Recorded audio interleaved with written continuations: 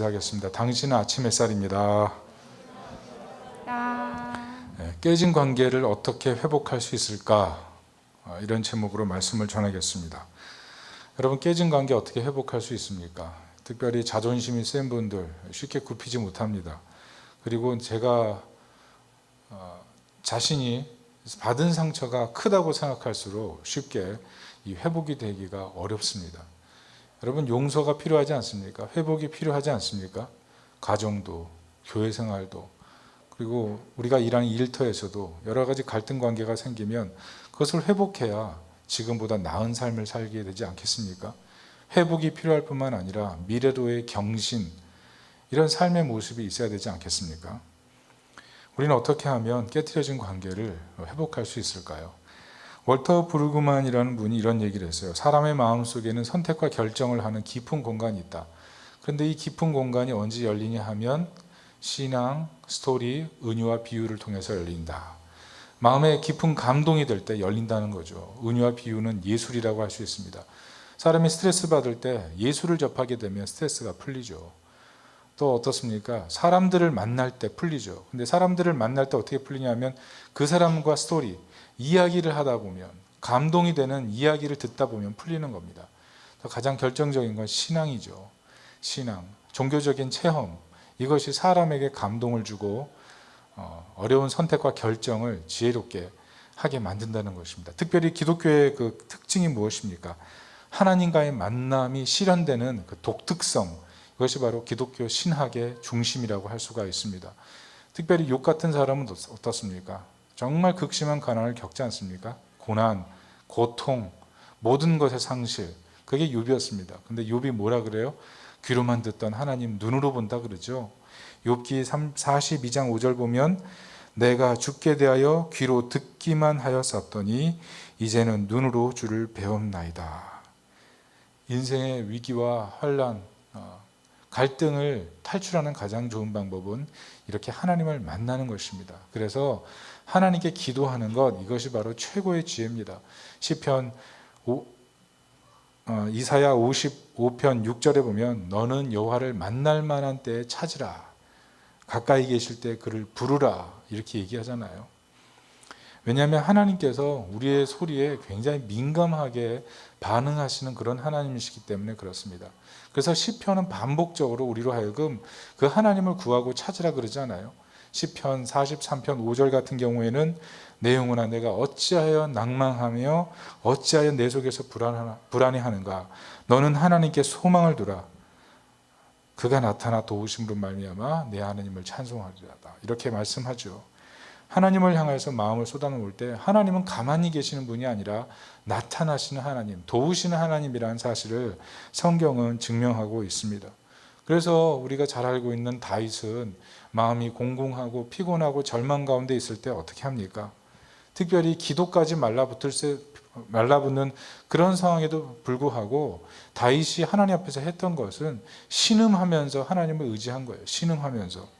시편 38편 8절을 보면 내가 피곤하고 심히 상하였음에 마음이 불안하여 신음하나이다.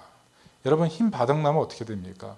정말 피곤하면 어떻게 됩니까? 그냥 누워서 쉬고 아무것도 안 하게 되잖아요. 근데 다윗은 이 말라붙은 내 인생을 회복시키실 분은 주님밖에 없다는 그런 마음을 갖고 누워서라도 신음하면서 끙끙대면서 하나님 언제입니까? 하나님 언제입니까? 신음하듯 그렇게 하나님을 기다렸다는 것입니다. 그래서 우리가 문제가 있을 때 하나님께 나가는 것이 가장 큰 능력이고 지혜인 것입니다.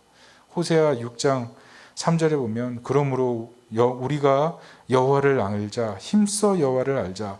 그의 나오심은 새벽빛같이 일정하니 비와 같이 땅을 적시는 늦은 비와 같이 우리에게 임하시리라 하리라. 우리는 하나님과의 만남을 통해서 가장 올바른 결정을 내리고 회복 가운데 나아갈 수가 있는 것입니다.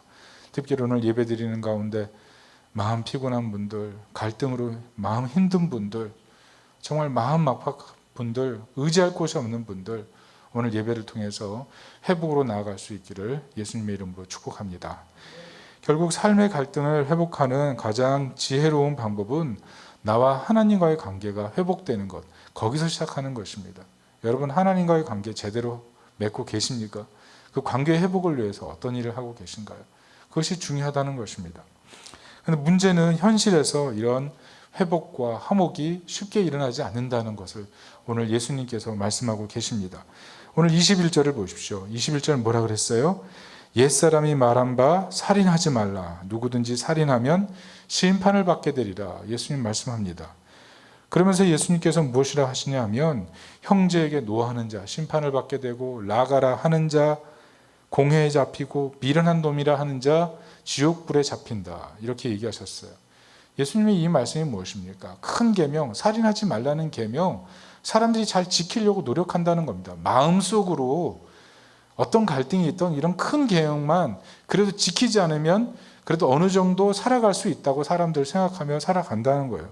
문제는 예수님 시대나 초대교회 시대나 오늘날의 시대나 누구든지 마음으로는 이런 끔찍한 일들을 수도 없이 저지를 수 있다는 거예요. 나가라 하고 미련한 놈이라 하고 분노하고 정죄하고 판단하고 특별히 예배 드리지만 예배를 드리면서도 막 복잡한 마음이 수도 없이 생기는 이유 바로 이런 갈등의 문제 아니겠습니까? 특별히 5월 가정의 달인데 여러분 사랑하는 가족들 어떻게 생각하십니까? 용서하고 이해하고 용납하고 품고 다독거리고 가고 있습니까? 아니면 소리 지르고 분노하고 정죄하고 정말 마음에 그 원한이 쌓인 상태로 살아가고 있지는 않습니까? 어떻게 보면 예배 드리고 있지만 정말 마음에 위로가 필요한 분들이 이 자리에 있을지도 모르겠습니다. 문제는 이런 갈등이 왜 생깁니까? 네 가지로 살펴보면 첫째는 인간과의 관계가 너무 파편화되어 있기 때문에 그래요. 옛날에는 인간과의 관계가 굉장히 긴밀했습니다. 그러나 이 네트워크 사회, 이 온라인 사회가 접어들면서 지금은 사회 지형이 너무나 바뀌었어요. 옛날에는 긴밀한 사회였지만 이제는 멀어지기가 너무 쉬운 사회입니다. 1인 가구도 늘어났고요. 비혼, 이혼도 늘고 사람들이 자신의 여가 시간 확보를 위해서 양보를 안 합니다. 특별히 온라인 시대에 접어들면서 가족들이 같은 공간에 있지만 다 서로 다른 공간 속에 머무르지 않아요. 같은 공간에 있어요. 그러나 인터넷으로 각자 다른 세계에 접해서 다른 공간 속에 살아가는 것. 그게 오늘날의 시대의 문제 아니겠습니까? 서로가 서로를 만나는 시대가 아니고 서로가 서로에게서 멀어지는 시대. 그게 바로 온라인 시대인 것 같아요. 교회도 어떻습니까? 옛날에는 안식일 그러면 주일 지키고 주일 안에서 하루 종일 교회에 있지만 지금은 교회에서 예배 드리고 나서 또 다른 곳으로 이동해야 되는 그런 경로가 항상 정해져 있잖아요. 그래서 들리는 곳, 그게 교회가 돼버리지 않습니까? 항상 마음의 거리두기가 보편화되어 있는 거예요. 또 하나는 어떤 게 있습니까? 자기중심성의 문제가 있습니다. 여러분 교회가 어떤 곳이에요? 하나님 부르심 받은 자들의 모임입니다. 부르심이 있는 곳이에요. 그런데 이 부르심이 하나님에게만 부르심이 있는 게 아니라 서로에게도 부르심이 있는 거예요. 그래서 교회는요 서로를 향한 열린 선교적 공동체가 교회인 겁니다. 그런데 오늘날 교회의 모습이 뭡니까? 우리들의 모습은 뭐냐면 컴투였어요. 컴투였어요. 나를 돌아봐. 나에게 다가와. 항상 자기중심성이에요. 사람들이 나를 알아주기를 원해요. 나를 돌봐주기를 원해요. 내 필요를 채워주기를 원해요. 다 자기중심성이에요. 사랑받기를 원하고 독차지하기를 원하고 질투하고. 그런데 선교적 마인드는 뭐예요? Go to them이에요. 예수님께서 이 땅에 오신 것 그거 자체가 선교 행위 아닙니까? 우리가 교회를 이룬다는 건 뭐냐 하면 come to us, 나에게 오라, 나를 돌봐달라. 거기서 그치는 게 아니에요. Go to them인 거예요. 누군가에게 가서 그리스도의 사랑을 베푸는 것. 근데 우리는 자기중심성이 너무 강하다 보니까 세상을 살면서 어떤 문제가 생기면 움직일 생각이 없어요. 누군가에 가서 문제를 해결하는 게 아니라 그 사람이 내게 와서 그 문제를 해결하도록 요청을 한다는 거죠. 사회 지형도 바뀌어서 거리 두는 형편인데 이렇게 마음까지 문제가 있다는 겁니다. 비판의 마음도 문제입니다. 제가 요즘 가정의 화목을 위해서 요즘 카톡에 하는 게 뭐냐면 가족들에게 매일매일 칭찬을 하나씩 올려주는 겁니다. 너 참 착하다, 너 참 예쁘다, 참 아름답다, 소중하다, 귀하다, 이런 여러 가지 표현을 써요. 근데 문제는 뭐냐 하면 제가 이 일을 맨 처음에 시작했을 때 멈칫했다는 거죠. 가족들 한 사람 한 사람을 칭찬하려고 하는데 굉장히 고심을 하면서 이 칭찬을 해야 하는 저의 모습을 보면서 나의 그 머리 사이클, 머리 시스템이 칭찬 중심으로 움직이는 것이 아니라 비판 중심으로 움직이고 있구나, 이런 생각을 했어요. 여러분, 칼릴 지브란이 무슨 말을 했냐면, 사람은 자신이 찬사를 보내는 그 사람에게 찬사를 보내려고 할 때 그 사람을 찬사하지 않는 많은 사람을 만나게 된다, 이런 얘기를 했습니다. 여러분, 우리가 어떤 사람을 칭찬하려고 할 때 그 칭찬을 하지 못하는 이유가 뭐냐면, 그 사람을 칭찬하려고 할 때 비판하는 사람을 직면하기 때문에 그래요. 자기는 좋게 생각하는데 좋지 않게 생각하는 그 사람이 생각났을 때 자기도 모르게 더 이상 칭찬을 못 해버린다는 거죠. 도리어 비판에 동조하게 될 가능성이 높다는 것입니다. 심지어 우리는 어떻습니까? 그렇게 누군가를 칭찬하려고 해도 비판하는 사람이 한 명도 없을지라도 내 마음속에 스스로 비판하는 그런 내 마음을 발견하게 되는 거예요. 그래서 칭찬하기보다 도리어 비판하고 깎아내리는 우리의 모습을 발견하게 되는 것입니다. 특별히 또 우리 안에 어떤 모습이 있습니까? 경계선에 서 있습니다. 경계선. 여러분, 공동체라는 게 뭐냐면 경계선에서 벗어나는 거거든요. 내가 헌신할까 말까, 내가 사랑할까 말까, 내가 저 사람이랑 어울릴까 말까, 시간을 좀 더 드릴까 말까, 다 경계선에 서 있거든요. 그런데 그 경계선에서 벗어나는 순간에 공동체로 들어가는 거예요. 시간을 같이 보내고 희생하고 낮아지고, 그게 경계선에서 벗어나서 공동체를 형성하는 힘이거든요. 근데 대부분의 사람들이 경계선에서 내려오지 않습니다. 이것이 좋은 것처럼 양가 감정을 갖고 있어요. 적당한 선에서 그냥 항상 자리를 지키려고 하는 그런 양가 감정. 왜냐하면 인생을 살면서 경계선에서 벗어나서 공동체로 들어가는 순간 짐이 있거든요. 그 짐 시기 싫어, 그 짐을 지기 싫어하는 그런 문제들, 그런 마음들이 있는 거예요. 그리고 인생의 여러 번의 그 깨트려짐, 갈등을 통해서 경계선을 허물고 들어가는 순간 내가 너무 힘들다는 사실을 알기 때문에 대부분의 사람들이 경계선을 세운다는 거예요. 그러니까 늘 예민해요, 사람들이. 교회에서도 보면 사람들 예민합니다. 턱 건드리면 뭐 잘못되면 막 크게 문제가 생길 것 같은 그런 날카로운 감정들을 발견하게 되는 거예요. 그러니까 마음속에 화목이 없는 거예요. 화목이. 특별히 자신의 존재감 없음에 대해서 분노하기 때문에 어떤 공동체에 들어갈 때 자신의 존재감이 드러나지 않는 환경 거부하는 거예요. 그러니까 막 고민하고 항상 경계선에 서 있죠. 여러분, 이렇게 경계선에 서 있는 사람을 저는 그렇게 생각합니다. 어떻게 보면 모서리에 서 있는 방식이 아닌가. 여러분, 모서리에서 설 수 있습니까? 절대로 설 수 없어요. 시치프스 신화 같은 거예요. 산꼭대기 정상에 올라갔지만 또 떨어지는 거죠. 근데 모서리에 설 수 있는 사람은 없다는 거죠. 그런데 경계선에 서 있을 때는 항상 사람들이 그것이 더 합리적이고 더 이성적이라고 생각한다는 거예요. 그래서 가까이 다가가지 못하고 늘 우왕좌왕하게 되는 것. 그게 문제라는 겁니다. 사회 지형의 문제, 비판의 마음의 문제, 자기 중심성의 문제, 경계선상에 서 있는 내 자신의 문제. 이런 것들이 우리로 하여금 화목하고 회복하게 하는데 걸림돌이 된다는 거죠. 그런데 결정적인 문제가 뭡니까? 오늘 23절, 25절 본문 같이 한번 읽어보도록 하겠습니다. 23절부터 25절 시작.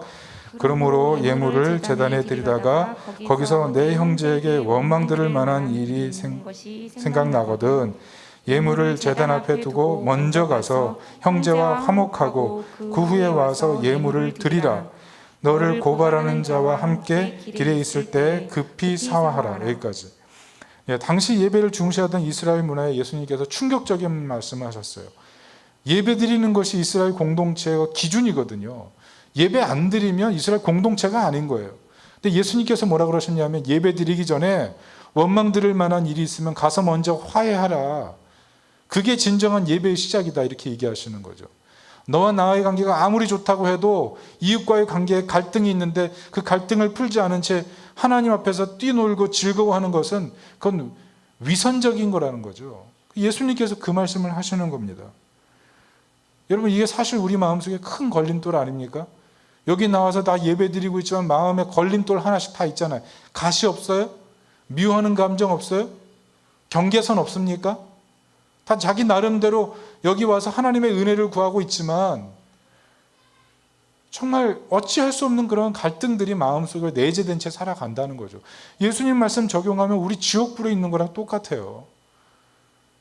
어떻게 우리는 그러면 화목할 수 있을까요? 굉장히 어려운 문제가요, 사실은. 이 예수님 말씀이 우리에게 던져졌지만 이 말씀대로 살 수 없는 상태가 우리의 상태라는 것입니다. 특별히 예수님께서 여기 화목이라는 얘기를 하셨는데 이 화목이라는 헬라어가 디알라게디라는 그런 말이에요. 근데 이것이 어떤 뜻이냐 하면 적당한 선에서 잘못을 잊고 양보하는 선에서 타협하고, 이게 화목이 아니에요. 화목이 뭐냐면 불의한 상태를 정의로운 상태로 바꾸는 것, 이게 디알라게디의 뜻입니다.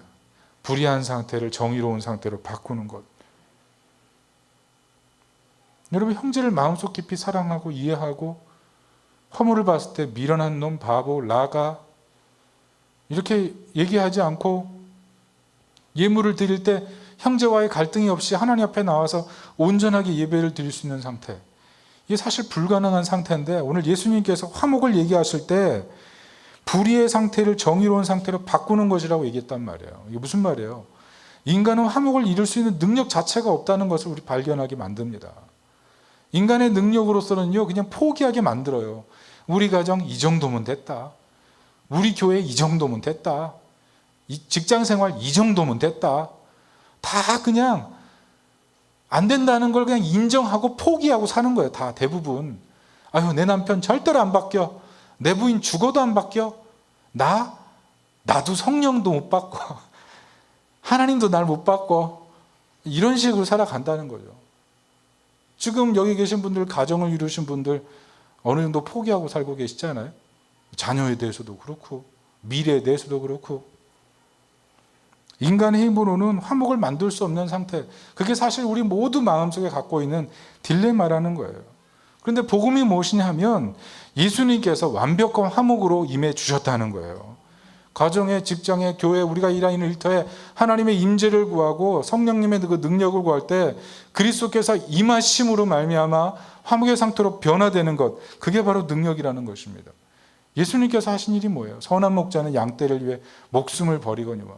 예수님 이 땅에 오셔서 우리의 죽으심으로 우리를 의로운 상태로 완전 바꿔버리셨잖아요. 우리를 하나님의 자녀로 바꿔버리셨어요. 그래서 우리 눈이 바뀌는 거예요. 이웃을 보면서 옛날엔 나의 갈등의 문제를 일으키는 원흉으로 보지만 그리스도의 그 죽으심과 그 은혜를 바라볼 때는 도리어 예수님께서 죽으신 사람, 사랑의 대상으로 바뀌게 된다는 거예요. 그래서 사랑할 수밖에 없는 존재로 우리의 마음과 생각을 완전 세팅을 뒤바꿔 버리시는 거예요. 그래서 우리 눈이 바뀌게 되는 거죠. 그런데 우리가 여기서 멈추면 안 돼요. 또 하나 우리가 주목할 것이 있습니다. 이것이 오늘 본문의 핵심인데요. 예수님께서 화목을 위해 어떤 분으로 오셨는가, 이것을 알아야 된다는 겁니다. 여러분, 우리가 발견하는 복음이 무엇이냐면 예수님께서는 힘없는 자로 오셨다는 거예요. 힘없는 자로. 예수님은 권위 없는 자로 오셨어요. 종교 지도자들보다 뛰어난 권력이나 명예를 소유하지 않으셨습니다. 예수님은 목수의 가정에서 30년을 지내셨고 목수의 직업을 가지셨고 무명의 30년 세월을 사셨어요. 많은 물질을 소유하신 적이 한 번도 없으세요. 우리가 믿는 예수님은 힘 있는 예수님이 아니고요, 힘 없는 예수님으로 이 땅에 오셨다는 거예요. 많은 사람들이 기독교를 믿는 이유가 뭐냐면 능력과 힘을 얻기 위해서요. 지금보다 더 나은 삶을 살기 위해서요. 맞습니다. 능력 주시는 분이 하나님입니다. 그렇지만 복음의 핵심은 예수님이 힘 없는 자로 오셨다는 거예요. 힘없는 자로 오셔서 자신을 철저히 깨트리신 것, 그게 복음 사건이에요. 왜냐하면 예수님이 자신을 깨트려진 자를 품으시니까. 그리고 깨트려지셔서 안 깨지는 것이 승리라고 생각하는 사람들의 생각을 뒤집는 거죠. 예수님이 깨지셨지만 안 깨진 사람보다 또 훨씬 더 영광스럽잖아요. 힘이 있는 자인데 도리어 힘없는 자가 되어서 힘없는 자로서 가장 세상을 아름답게 만들 수 있다는 것을 예수님 직접 보여주신 거예요. 무명, 약함, 힘없는 것, 그것이 바로 예수님의 화목의 방식이었다는 겁니다. 그 무명과 약함, 힘없음, 그의 그 비움 속에 하나님의 능력이 덧입히신 거예요. 우리 그리스도인들의 삶이 그겁니다. 그게 능력이에요. 하나님의 능력으로 덧입는 것, 그게 바울의 삶이었고 제자들의 삶이었고 바로 예수님께서 우리에게 보여주신 진정한 복음의 질서인 것입니다. 여러분, 예수님 무명으로 사셨어요. 이사야 53장 2절에 보면 그는 주 앞에서 같이 읽어볼까요? 시작. 그는 주 앞에서 자라나기를 연한 순 같고 마른 땅에서 나온 뿌리 같아서 고운 모양도 없고 풍채도 없은즉 우리가 보기에 흠모할 만한 아름다운 것이 없도다. 예수님은 풍채가 없었어요. 고운 모양이 없었어요. 아름다운 것이 없었어요. 그냥 땅에서 솟아나는 연한 순 같은 그냥 볼품없는 존재, 그게 예수님이셨어요. 예수님이 이 땅에 화려하게 오지 않으셨습니다. 이사야 53장 8절은 뭐라 그래요? 같이 읽습니다. 그는 곤욕과 신문을 당하고 끌려갔으나 그 세대 중에 누가 생각하기를 그가 살아있는 자들의 땅에서 끊어짐은 마땅히 형벌받을 내 백성의 허물 때문이라 하였으리요. 예수님은 약함으로 도리어 세상을 구원하셨다는 거죠. 무명, 약함, 힘없음, 그게 바로 우리가 믿는 복음의 핵심입니다. 여러분, 우리 갈등의 원인이 뭡니까? 내가 더 힘 있는 자가 되는 것, 그거 증명하고 싶어서 그런 거 아니에요? 가정 안에서 내가 더 똑똑해, 내가 더 가방끈 길어, 내가 더 힘 있어, 내가 더 알아, 내가 더 완전해, 당신은 정보가 없고 나는 정보가 완벽해, 이거 아니에요? 가정이나 직장이나 어디서든지 문제가 생기는 이유는 다 힘 때문이에요. 내가 더 옳다는 거죠. 내가 더 잘했다는 거 아니겠습니까? 내가 얼마나 더 힘이 있는지 보여주려고 하는 마음, 그게 사실은 우리를 진정한 갈등 속에 들어가게 만드는데 우린 끊임없이 이 힘의 논리를 갖고 모든 걸 증명하려고 하는 거예요. 그런데 복음이 우리에게 주는 도전이 뭐냐면 예수님 힘없는 자로 오셨다는 거예요. 무명 30년, 약함 33년이죠. 엄밀히. 예수님 다 비우셨어요. 그런데 이 비움의 결과가 뭡니까? 사회지형 파괴하셨어요. 경계선 넘어가셨어요. 자기중심성? 아니요. 사람들이 다 예수님에게 오셨어요. 비판? 무슨 비판이요? 도리어 죽으시는데요. 예수님의 약함과 무력함과 힘없음이 도리어 세상을 바꾸는 능력이 되었습니다.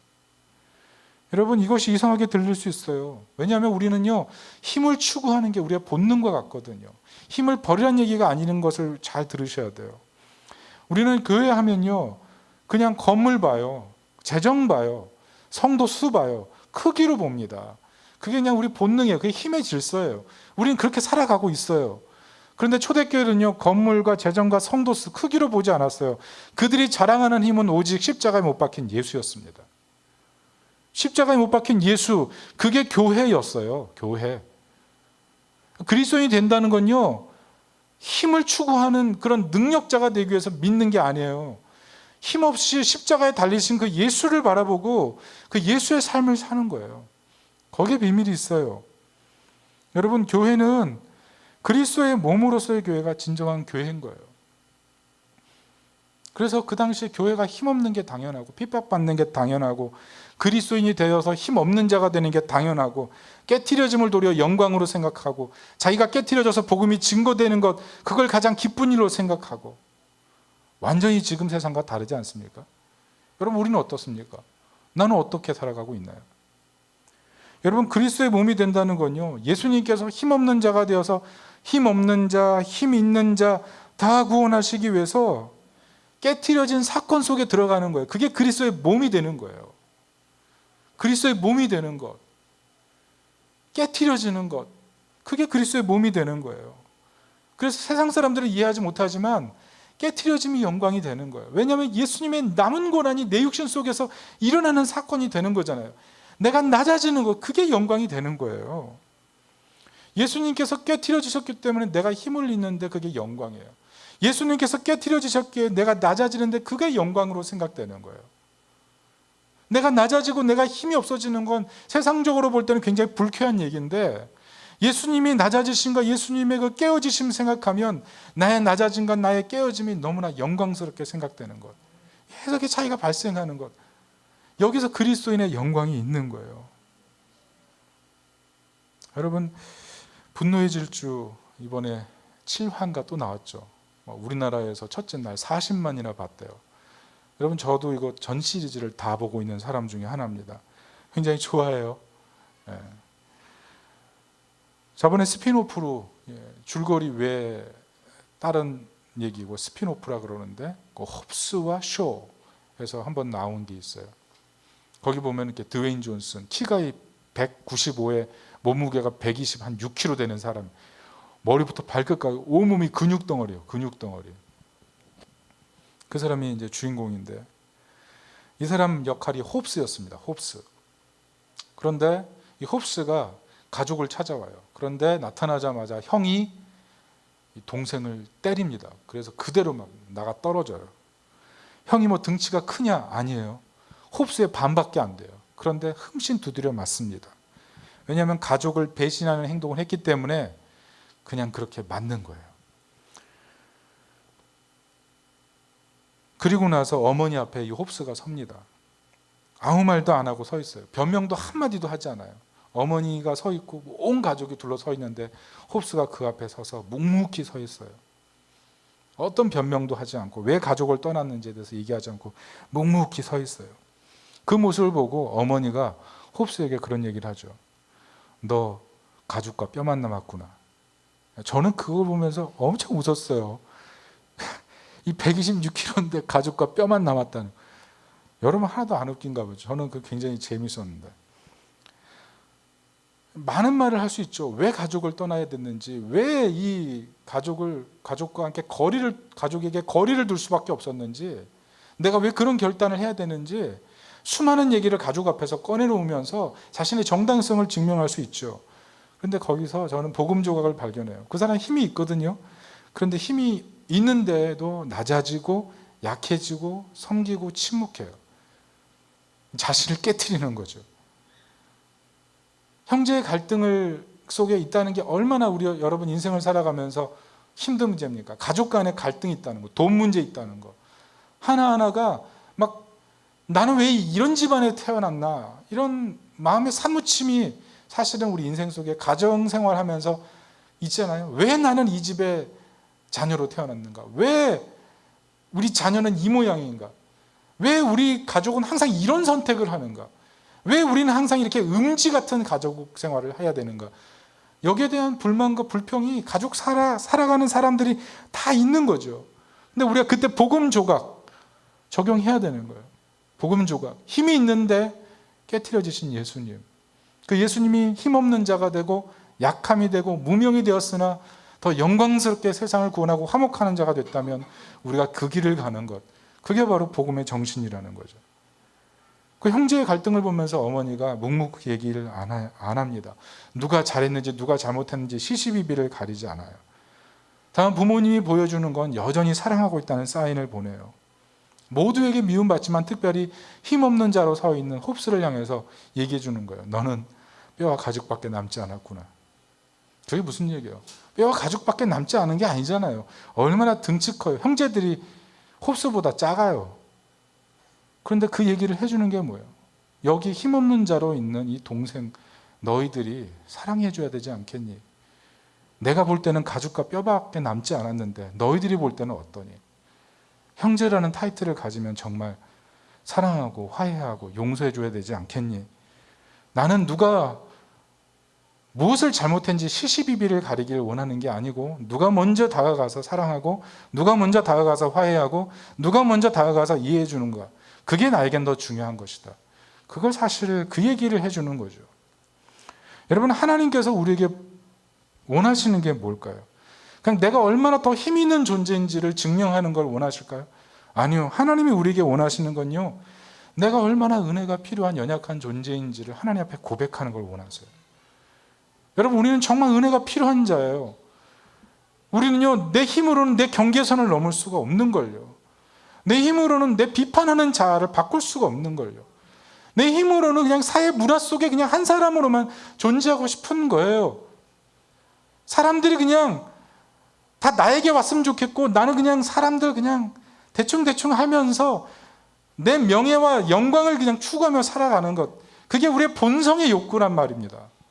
그런데 하나님이 우리에게 원하시는 건요, 그냥 얼마나 은혜가 필요한 존재인지를 고백하면서 하나님 앞에 나아가는 거예요. 은혜를 사모해서 겸손히 나를 사랑하신 하나님의 사랑을 사랑하면서 용서하고 먼저 화해하고 먼저 회복하는 것. 이번에 CTC 세미나를 제가 다녀왔는데요, 거의 미얀마 카렌족 선교 사역하시는 어떤 목사님 만났어요. 그런데 그분에게 미얀마 카렌족 얘기를 들으면서 제가 굉장히 놀랐습니다. 왜냐하면 이 민족의 특징이 뭐냐면 매 순간 낮아지고 섬기는 것, 그게 이 민족의 특징이에요. 농촌에 들어가면 농촌을 섬기고 도시를 들어가면 도시를 섬기는 거예요. 단 한 사람이 어떤 지역에 들어가도 그 지역에 들어가자마자 낮아지고 섬기고 먼저 희생하고 먼저 다가가고, 사람들이 물어봐요. 너 왜 그러냐? 너 이렇게 하는 거 굉장히 바보 같은 짓이다. 여러분, 카렌족은요 미얀마에서 소수민족입니다. 차별받습니다. 아버지가 버마족이고 엄마가 카렌족이면 버마족이라고 등록증에 나옵니다. 어머니가 버마족이고 아버지가 카렌족이라도 버마족이라고 표현됩니다. 그래서 인구 계수도 제대로 되지 못해요. 차별받습니다. 추방당합니다. 쫓겨나갑니다. 그래서 전 세계적으로 카렌족이 흩어졌어요. 난민이에요. 우리나라도 들어와 있어요. 근데 그 난민으로 살아가는데 그 사람들이 도시로 들어가면 거기서 섬기고 낮아지고, 농촌으로 들어가면 거기서 낮아지고 섬기고, 사람들이 물어봐요. 왜 낮아지냐고. 그래서 거기서 복음을 전하는 거예요. 내가 이렇게 낮아지고 섬기는 이유는 내가 믿는 예수 그리스도 때문이다. 그래서 카렌족이 들어가면 마을이 변화돼요. 좀 있으면 두세 사람이 예수 믿기 시작하고, 그 사람들이 교회를 세우기 시작하고, 학교를 세우기 시작하고, 도시 문화 지형을 바꿔버리는 거예요. 그게 카렌족의 힘입니다. 우리가 알고 있는 아도니람 저디슨, 버마 선교사였죠. 이분이 인도 선교사로 파송된 줄 알고 갔는데 거기가 버마였어요. 거기서 10년인가 사역했는데 한 명의 회신자도 얻지 못했습니다. 마침내 영국이 나가면서 이 선교사님이 감옥에 갇혔는데, 그 감옥에 갇혀서 딱 한 명 전도해요. 살인자 전도합니다. 근데 그 사람이 카렌족이었어요. 근데 그 사람이 예수 그리스도를 받아들고 자기 카렌족에 돌아가서 그 예수님의 사랑으로 살기 시작한 거예요. 살인자예요. 그런데 그 사람이 낮아지고 섬기고 희생하고 자신을 깨트려 섬기기 시작하니까 카렌족 전체의 문화가 바뀌기 시작한 거예요. 그리고 카렌족 전체가 이제는, 물론 안 믿는 사람도 있지만 예수 그리스도를 받아들인 모든 사람은 그 문화 속에서 살아가는 거죠. 도시를 변화시켜요. 지금도 그렇게 살아가요. 저는 카렌족 얘기를 들으면서 정말 힘없고 약한데 거기에 정말 복음의 능력이 있다는 사실을 다시 한번 깨닫게 됩니다. 여러분, 우리가 정말 화목을 바란다면 힘을 추구하는 데 정답이 있는 게 아니고 도리어 힘없는 자가 되고 약함이 되고 무명한 자가 되는 것, 거기에 복음의 능력이 있다는 사실을 믿으시기 바랍니다. 깨트려짐이 힘든 분들이 있을 거예요. 그걸 받아들이기 어려운 분들. 그러나 예수님께서 깨트려졌다면 내가 깨트려지는 삶을 살아가는 거죠. 성경은 이렇게 말합니다. 에베소서 2장 14절 같이 읽습니다. 시작. 그는 우리의 화평이신지라 둘로 하나를 만드사 중간에 막힌 담을 허시고. 고린도후서 5장 18절을 같이 읽습니다. 시작. 모든 것이 하나님께로부터 났으며 그가 그리스도로 말미암아 우리를 자기와 화목하게 하시고 또 우리에게 화목하게 하는 직분을 주셨으니.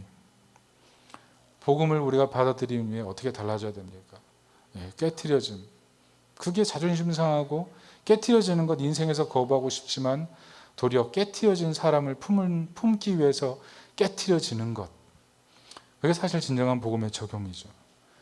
그 깨트려짐을 통해서라도 복음을 전하기를 원하고, 누군가 나에게 오기를 기다리는 게 아니라 복음을 적용하기 위해서 내가 그들에게 가는 것, 그게 바로 복음이죠. 여러분, 이것을 우리 삶에 많이 적용할 부분이 많다고 생각합니다. 교회는 어떻게 될까요?